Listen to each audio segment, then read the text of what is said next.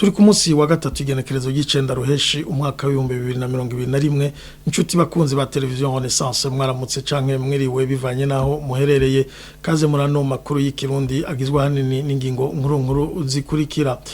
Petero Nkurunziza ntako atagize ngo Uburundi busubirane ishusho nziza mu makungu na wewe yari yasanze igihugu ciziziwe n'ibiturire be n'intwaro ya kamwana wa mama vyemezwa n'uwa mukoreye mu ngata Evariste Ndayishimiye mu gihe umuharirige iteka wowo uvuga ko intwaro ya Nkurunziza yaranzwe n'ikumira rifatiye ku bwoko be no ku migambwe. Murano makuru muraza kubikurikirana. Abarundi bariko barataha baratotezwa na bene wabo basanga mu gihugu bivugwa na bungere b'Eklezia Katolika b'i Burundi. Sheikh Rashid Ndikumana wo muri quartier ya Buterere nawe mu buraruko bw'igisagara ca Bujumbura ari mu minwe y'inyamiramabi kuva mu gitondo cyo kuri uyu wa gatatu yagirizwa gucyoza umushikiranganje w'intwaro yo hagati mu gihugu iterambere rusange n'umutekano. Idonido ni mukanyisasa. Umunsi mukuru wo gukunda no gukundisha igihugu wahuriranye n'umunsi wo kuganduka ku muhisi Petero Nkurunziza mu ntahe yashinze. Denise Nkurunziza mufasoni w'umuhisi Petero Nkurunziza yamenyesheje ko yabuze umugabo w'agaciro kanini akaba n'umuhanuzi adasanzwe kurikira. Jewe rero uretse ko yari uwo twubakanye no kumpanura yarampanura mu bisanzwe natakaje umuhanuzi wa mbere nari mfise kuko yarampanura akangira inama mu bikorwa bitandukanye. Yari umuntu azi gutera intege. Ikindi ndamwibukira ko cyane yari umuntu arinda naho yaba mu bihe biteye ubwoba ntiwahutura ntiwabibona. Yari umuntu azi kwigumya akabigumiriza muri we. Ntiyari umuntu ashuhagira, yaratuza naho haba mu bihe bigoye, mu bihe by'ibibazo yaratuza. Nico gituma mu kubaho mu muryango n'abana bo bishingira intahe nitwigeze tumubona n'umunsi numwe ahagaritse umutima ku bihe twagiye turacamwe by'igihugu. Igihe cyose umwaka utanguye mu kwezi kwa mbere twaragira akaryo ko kwirimbura twicaye hamwe turi babiri, ariko kandi we yaba yateguye akavuga ngo uyu mwaka imigambi mbona tworangura nk'umuryango niyi. Ico naco ndagishima Imana cyane kuko byantuma ataco nkorokeramwo nk'umunyamahanga, byantuma ibintu byose tugenda tubikora abizi nanje ndabizi. Ivyo rero bigatuma navyo tubana amahoro. Pierre Nkurunziza yahoze aramutswa Uburundi yaharanira ko abantu bose bagira uburenganzira bungana bwo kuja mu nzego ziserukira abandi. Byavuzwe n'umukuru w'igihugu Evariste Ndayishimiye kuri uyu wa 8 ruheshi umunsi wo kuganduka ubwa nyuma ku muhisi Petero Nkurunziza. Ivyo ngo akaba yabikora kugira ngo igihugu cy'u Burundi gisubirane izina ryiza mu makungu mu gihe we yari yashitse ku butegetsi igihugu cariziziwe n'intwaro mbi mu bisata vyose vy'igihugu kurikira. Uburundi yatoranye bwarangwa n'ibiturire, ubunyonyezi butagira izina, akamwana wa mama na mpinga yanje. Nta mwene gihugu yaragifise umwizero mu burongozi kuko inzego zose zari zarabunzwe mu bisata byazo vyose. Nta kindi rero murumva ari guhera ko atari kugaruka umwizero mu mitima y'abarundi. Icatangura kukaba kwari ukubaka inzego z'umutekano zubahiriza bose, gushinga intwaro ishoboye guhagararira neza inyungu z'abene gihugu bose no gukora ibishoboka vyose kugira igihugu gisubirana iteka mu makungu. Muri make inzira ya mbere yafashe kwari kunagura igihugu cy'u Burundi kugira ngo gise n'ibindi bihugu gisubirana itoto. Kandi murumva ko kugisanura bitari vyoroshe kuko kwari ugusanura ibijanye no kunga imitima no gusubiza hamwe abarundi. Muri iyo ntumbero yaharanira ko abarundi bagira uburenganzira bungana mu gusangizwa amabanga yo kurongora abandi. Naho Evariste Ndayishimiye ngo yavuze ko Petero Nkurunziza yagwanije amacakubiri muri lige iteka nyabona ko yakumiriye mu nzego ubwoko bw'abatutsi n'abahutu batamugiye inyuma.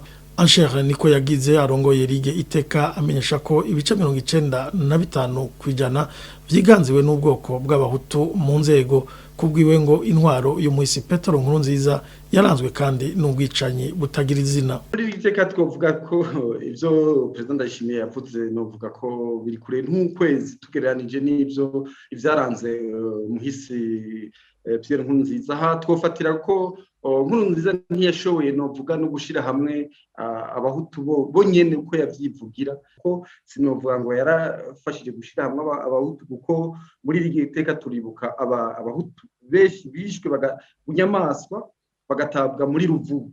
Mwibuke yuko ari kuri iyo ntwaro ya Nkurunziza twasuye kubona impunzi nyinshi zihunga. Aha twovuga nko mu guhera mu 2009 10 tusura kuro aho aba FNL n'aba MSD benshi bahunga abo nabo benshi wasakanye ndetse mbere alabahutu mu bwoko bwiwe n'abatutsi bari mu za MSD na za FNL. Aha rero twibuke 2015 nta niyo twugaruka kubo murazi ko namabi gusa yiranze, nogaruka ndetse mbere ngaruke muri raporo ritekereka gukira habona muri iyo minsi barumvye turabe nyawo none ko amabi menshi yabaye, turabeho mu mategeko ico ko yagumye yubahiriza, aho vyibonekeje yuko nabo bahutu yibaza mu mvugo y'uwamenga arerekana ko ariko arabafasha. Turavye ingene yagomye yahagaritse amashirahamwe mpuzamakungu ngo ntahakazi ubwoko bumwe, tukarabana na rusasuma etnike zagiye ziragirwa. Mugabo mu vyegeranyo twabonye byaribonekeje yuko mu nzego ziharuwe n'umugabo murazi yuko umugambwe novuga uri muri opposition uzitwa kwisa abanywanyi ni SNL, twasanze ari umuntu umwe wo mu Rumonge wenyene guhera mu kuntara gushaka makomine ari muri izo nzego zo hasi guhera umwe gusa. Kandi mwibuka abantu bari bafise akaba rero n'indi migambwe hari kugira ngo ikoma amashi sanga ifise abantu, mugabo no mu gihe bariko bariyamamaza atanu babona bikibonekeza rero ko 95% ni babandi mu bwoko ni babandi bari mu mugambo wa Sended, bivuga ko imigambwe cyo nikimuraba ivy'amakota iri muri novuga muri constitution kimuraba. Tuvuga rero muri liteka turiko turaba ivyaranze Nkurunziza ntiyari umuntu w'akarorero, kuko yaranzwe intwaro yiwe yaranzwe n'amabi gusa n'amagume gusa. Abantu bahunze ari benshi, baricwa, baranyuzwa, aho bitari novuga kubihero dufisengera n'imwindi myaka y'imbere ntaho bisanga. Inama nkuru y'abepiskopi y'u Burundi ngo irarajwe ishinga n'ingene abarundi bahunguka babandanya batotezwa bakanakubitwa n'abandi barundi babasangwa.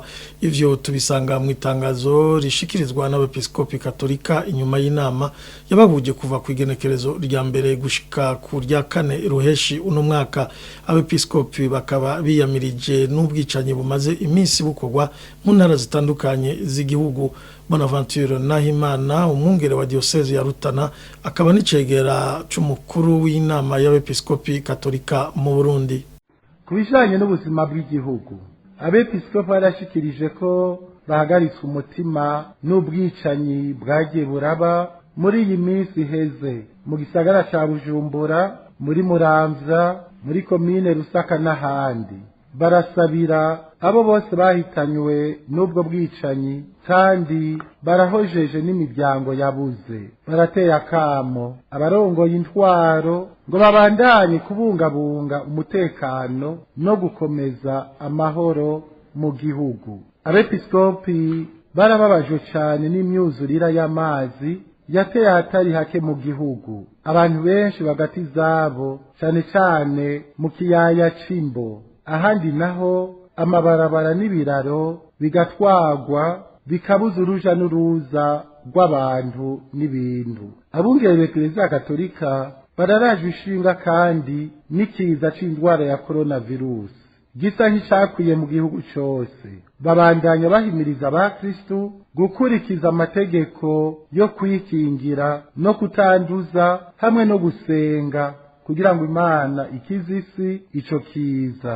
Abepiskopi barashikirije kandi amakenga bafise ajanye n'ingene hamwe abahungutse batakigwa neza, bamwe bagaturubikwa nabo bakiriye mu kibano, ariko baratewe amakenga n'ubukene bw'isukari n'isima hamwe hamwe mu gihugu.